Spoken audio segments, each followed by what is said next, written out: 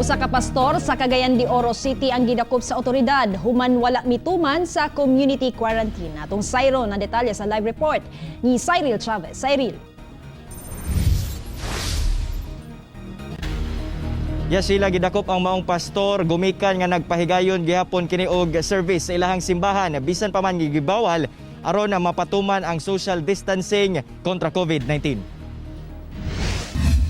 Adlong Domingo gidakop si Pastor Alfred Caslam, founder sa The Word of God Spirit and Life Ministries. Human nagpahigayon gihapon og service bisan pa man nga gibawal ang panagtapok tungod sa ginapatumang community quarantine. Giwaringan na kuno sa otoridad ang maong pastor ni adto pang milabayng semana apan sa pagsusi nila nagpahigayon gihapon kini og service. Maobserbahan sab nga walay preventive measures nga gipatuman sa maong simbahan, sanglit wa sila magpatuman sa social distancing, pagsulob og face mask ug pagbutang og disinfectants.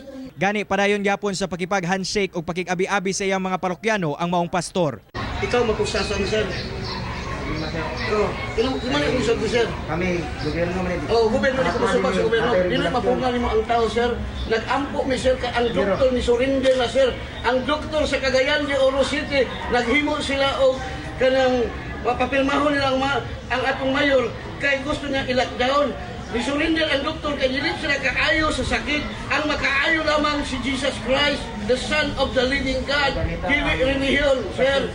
Tungod sa maong mga kalapasan, gidala sa presinto si pastor o gipapauli ang iyang mga miyembro. Pastor will be facing Republic Act 11332 and Article 151 for disobedience and Executive Order number 4849. Ginalihok na sab karon sa kapulisan ang pag-profile sa mga miyembro sa simbahan nga mitambong sa misa aron ilahang mamonitor kung aduna bay posibleng COVID-19 related patients sa ilahang grupo.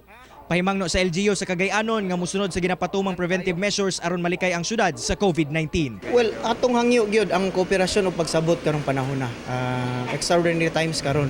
Dili na to makabalo ang atong kontra. Mao nang naay mga regulations ang city government nga gabuhaton para gyud protektahan tang tanan. Hangyo ta sa kooperasyon o pagsabot nila nga ilaning tumanon kay para sa atong gyapon ning kaayuhan.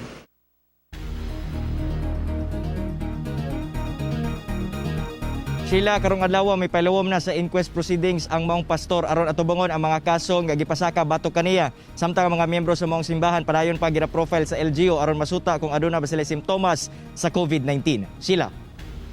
Daghang salamat, Cyril Chavez.